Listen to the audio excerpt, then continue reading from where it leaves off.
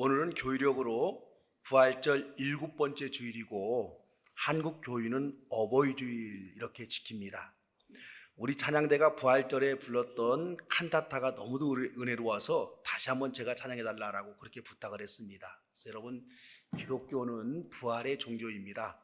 부활절 한 번만 딱 지키고 지내는 그런 종교가 아니라 7주간에 걸쳐서 부활을 축하하는 그런 주일로 지킵니다.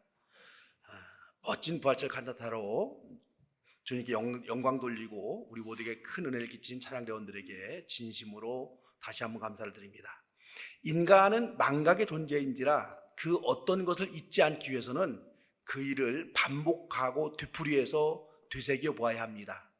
한국교회가 가정의 달인 5월에 어린이주일, 어버이주일, 청년주일을 정하고 지키는 이유는 그 의미들을 잊지 않고 기억하려고 하는 겁니다.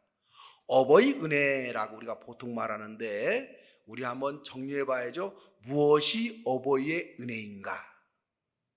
가장 큰 어버이 은혜는 낳아주신 은혜입니다. 인간에게 생명을 주신 분이 어버이이십니다. 어버이가 없었다면 우리는 이 세상에 생명으로 존재할 수가 없습니다. 자라면서 어떤 이유로 어버이의 손길이 미치지 않았다 하더라도 낳아주신 사실 이 하나만으로도 우리는 어버이께 감사를 드려야 합니다.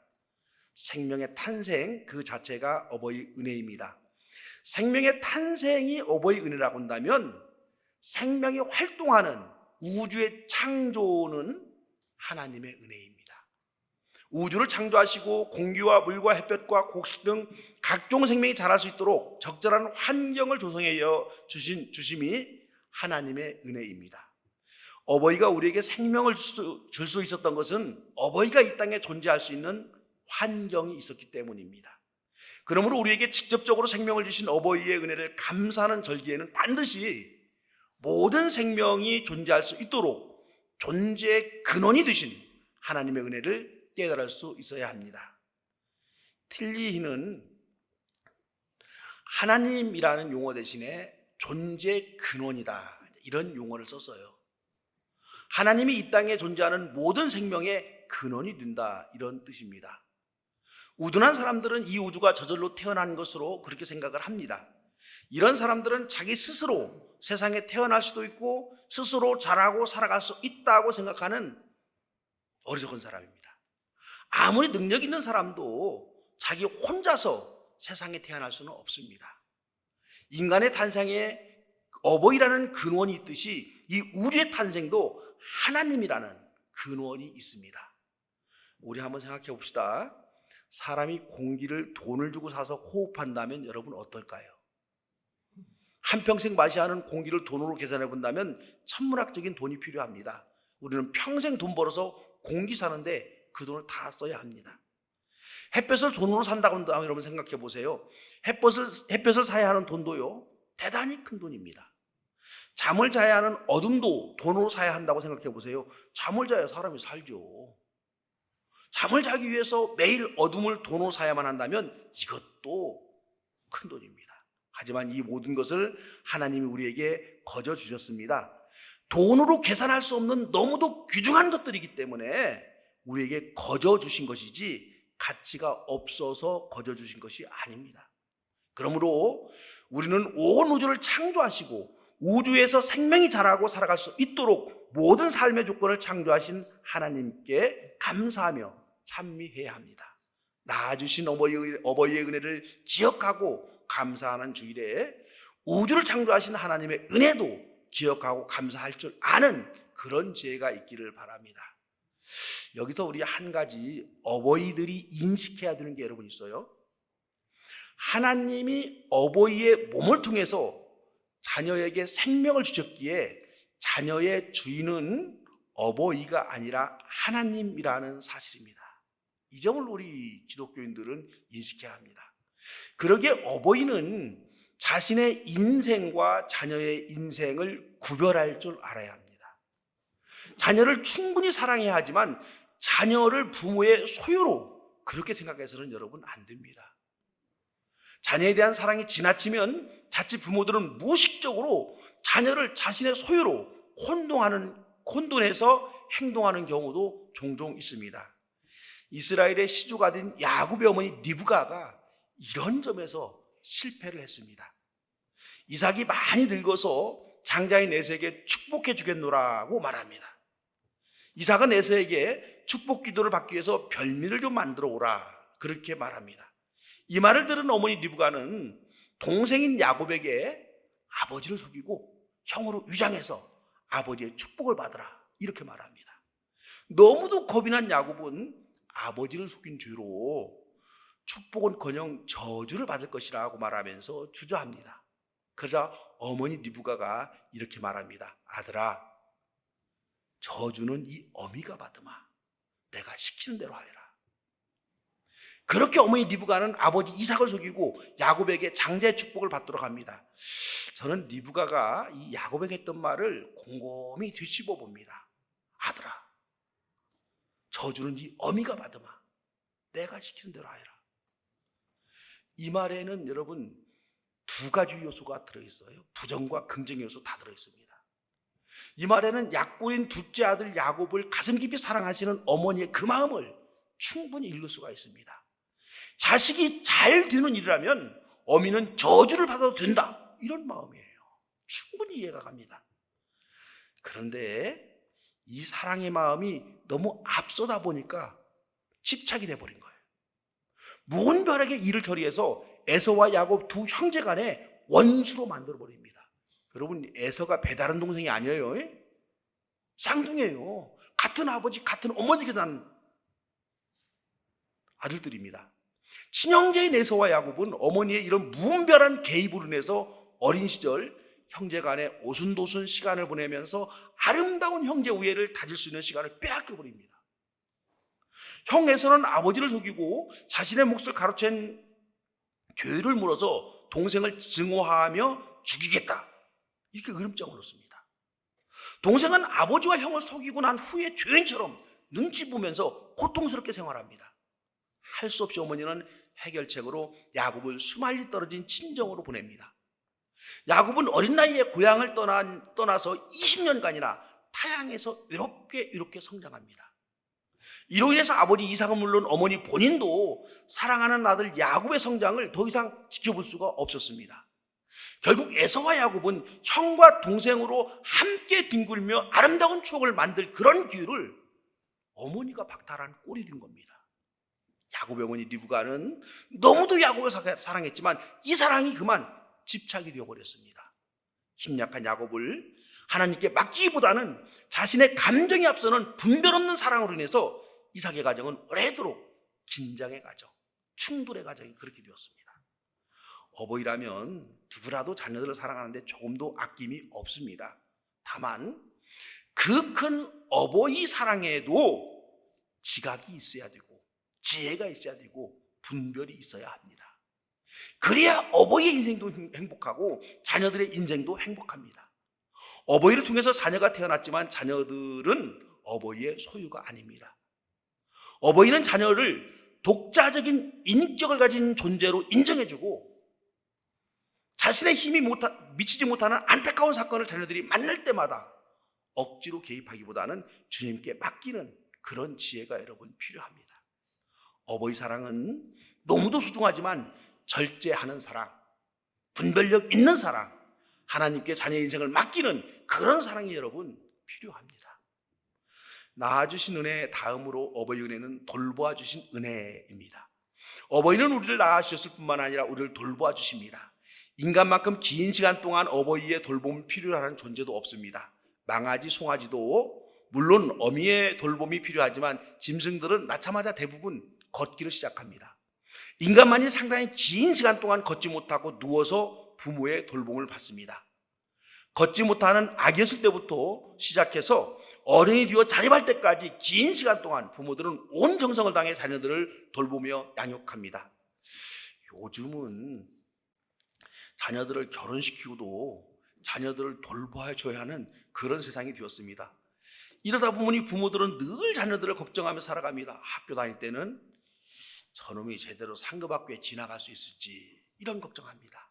학교를 졸업하면 직장을 어떻게 잡을 수 있을지 이런 걱정합니다. 직장에 다니면 결혼은 언제 할지 걱정합니다.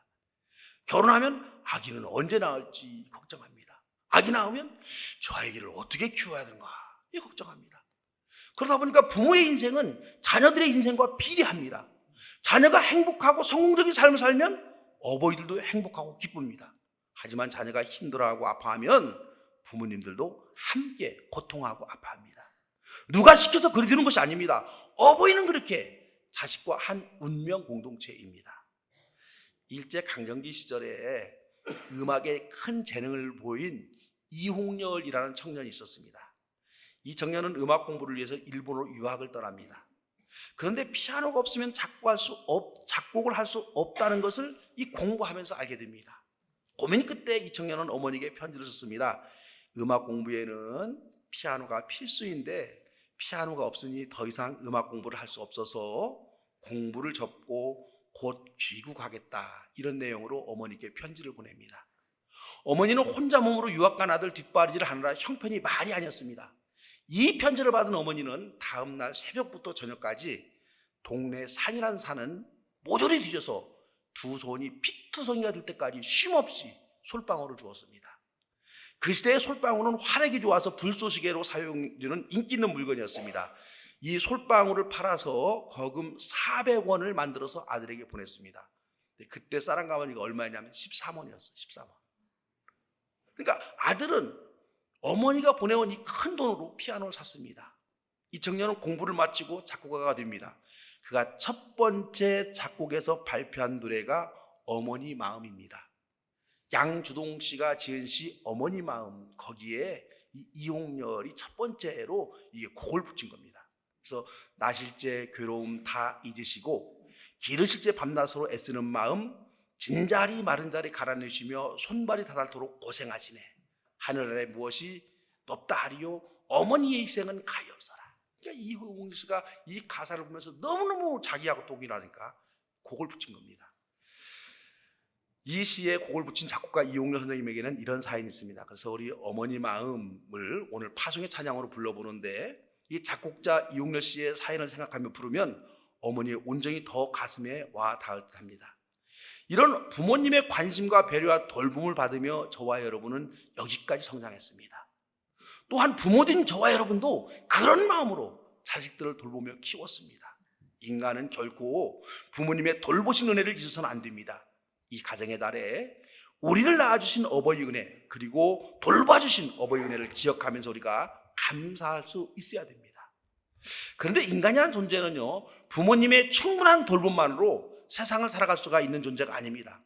하나님의 돌보심이 반드시 있어야 제대로 된 인생을 살아갈 수가 있습니다.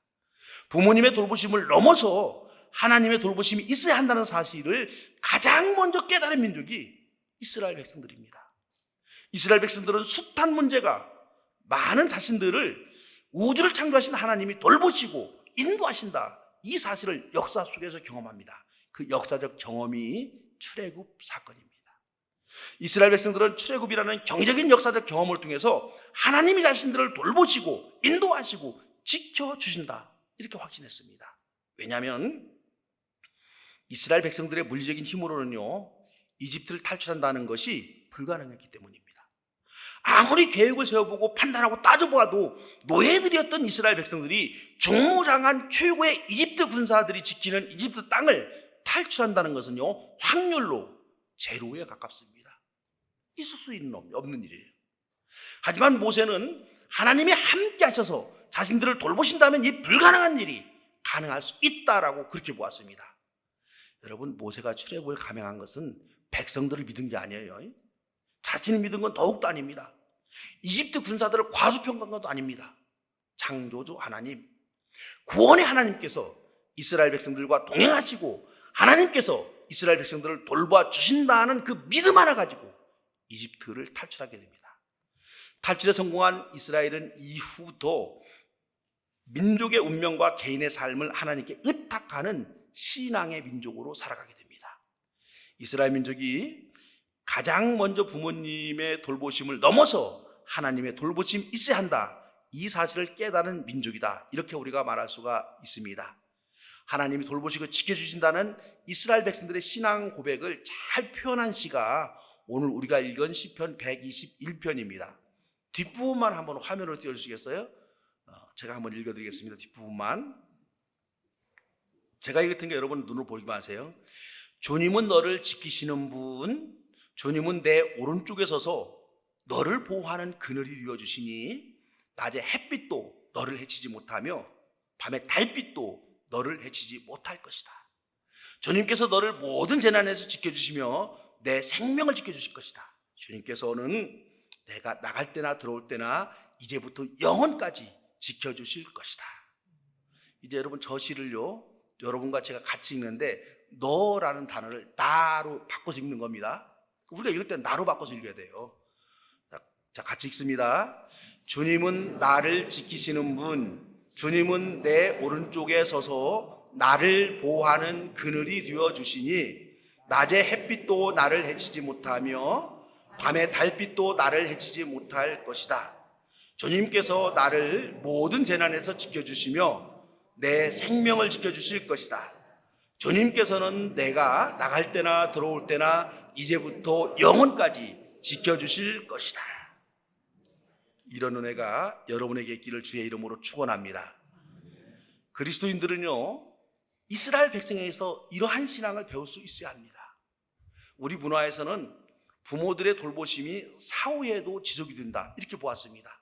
그래서 작고하신 조상들에게 어떤 그 예의를 잘 갖춥니다.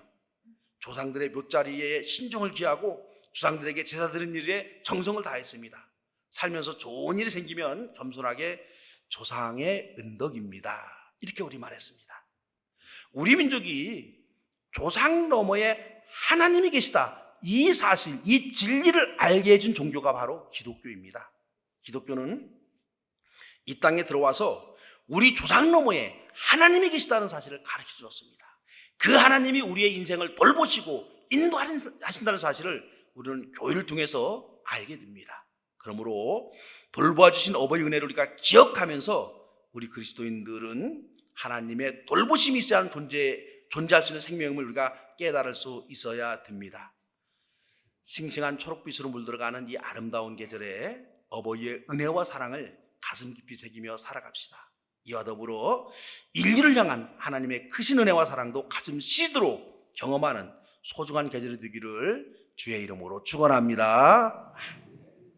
우리 주님, 어버이를 주신 우리 주님께 참으로 감사드립니다. 삶이 분주하고 바빠서 어버이를 가끔씩 잊고 살아가는 저희들에게 이 주일을 통해서 어버이를 기억하고 감사하는 저희들 되게 하여 주시옵소서. 주님, 어버이된 우리들도 더 겸손하게 주님의 은혜를 기억하면서 주님의 은혜와 사랑에 감사하는 귀한 주일, 귀한 계절 되게 하시옵소서. 예수님의 이름으로 기도합니다.